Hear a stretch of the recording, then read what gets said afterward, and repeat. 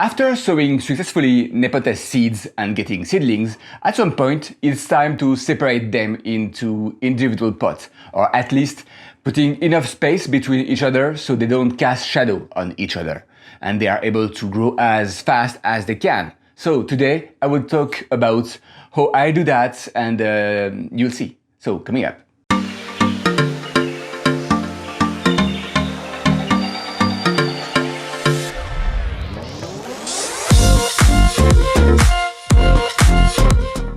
Hi, if you are new to my channel, my name is Remy and I've been growing carnivorous plants since I'm 16. I've been focusing on Nepenthes on the Windowsill since I moved to Canada.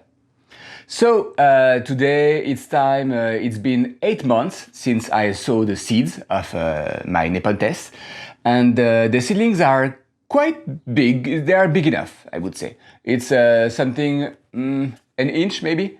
The biggest are 1 inch and the smallest are just few millimeter, almost nothing.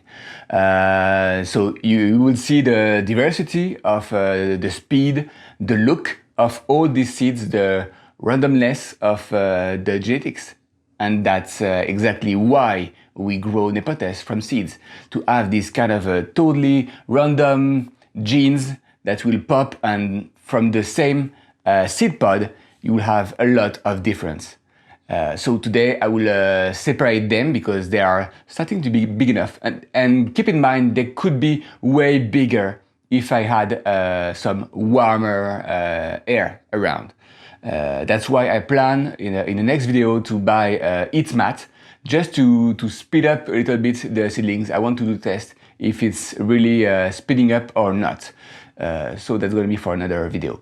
But today they were grown in my basement. It's something like 22 degrees Celsius. So that's not extremely warm. So they grow slow. But again, my windowsill is not terribly warm too. So it's gonna be easier for me to move them on the windowsill later. They will be kind of used to cold climate. So that's it. So now I will bring you downstairs and we will separate this one and repot, and you'll see the how big are the roots. Actually, for these tiny plants, the roots are quite good. You'll see that again, a lot of randomness into this same batch of seedlings. So let's go there. Okay, we are in the basement now. This is the micro greenhouse. That's where I sow my seeds, and the temperature inside is 22 degrees, so 70 something. So now let's get rid of these parts. Okay, so we'll focus only on the seedlings of Nepenthes here. Okay, that looks good. I can see some nice color on the picture. So now it's time to separate them.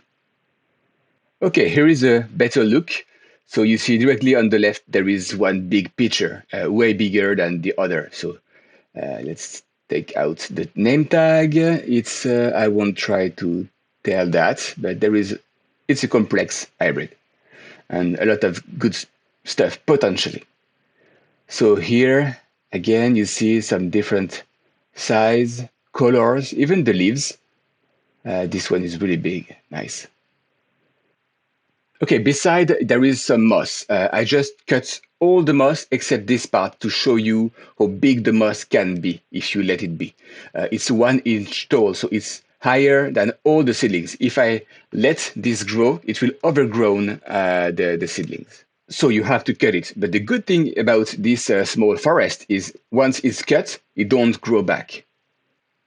Another guest that you may have on your seedlings is this gooey thing like jelly algae. That's disgusting. But if that don't grow on the seedlings or on the seeds, that's harmless. So you can let it be.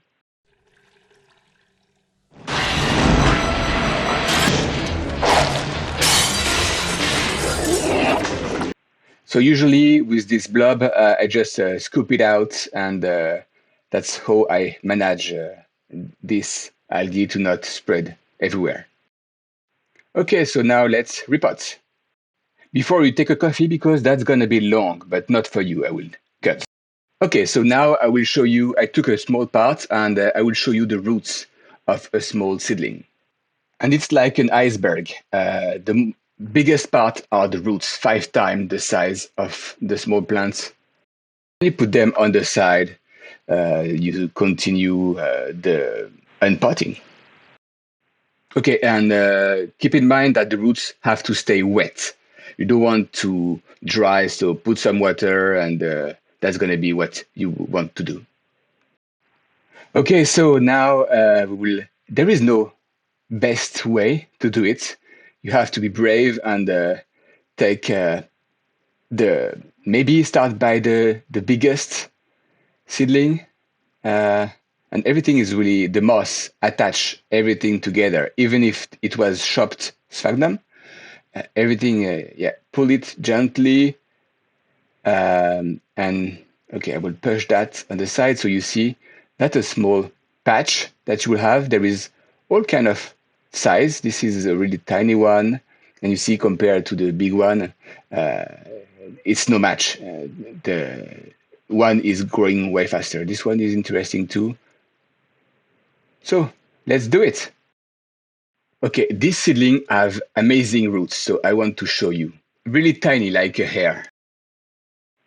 And I don't really bother more than that. I just dig a hole, make some space, and I will do my best to plug it. Okay. Okay, you just try to have everything, and you do your best. Don't crush the roots, don't crush the plants, but just push slightly so it stick to the roots, and that's it. Nothing really more than that, except it's fragile. And as always, if you want to support the channel, please like and subscribe. Okay, so let's keep going. And you don't have to unroot totally. You can take a small patch of moss and just plug it so the roots are less disturbed. And for a small seedling, that's what I do. I just take a small portion of sphagnum around the roots and just plug it in fresh sphagnum. Okay, there is no point for me to show you how I do repot all these single seedling. It would take way too much time, so let's move on to the size comparison. Okay, they come from the same seed pod, and look at the size of the biggest, and now check the smallest. So as you see, the speed growth is not the same for every seedling. So usually I separate them into two back. The first one would be the biggest. As you see, there is quite some good size there. And then the second one will be the smallest, and sometimes I even keep some really tiny plant. And now my favorite moment, when I check every seedlings to see if there is some kind of different color, shapes, etc. Look at this one. You see the red line in the middle of the leaves and the color of the picture? Keep that in mind when we will compare that to the next seedling. Okay, this one is the biggest seedling I have so far. And look at the leaves, there is no red line, and even the picture is not that red. So now let's talk about the shape of the leaves. Here it's really rounded, as you see. So we will compare that to the next one. And look at that. You see the tendril? How long it is and how compact is the rosette? That's totally different. And here is 3 seedlings of Stenophila. They look almost the same except one. One is kind of variegated. So that's the randomness of seed grown. Sometimes you have surprise. So now it's time to count. I have 33 seedlings, but keep in mind that some are really tiny. And for the tiny, usually they don't really survive long. They will just stay immobile and end up dying. So only really the fast growers and the regular growers are the one that you will keep.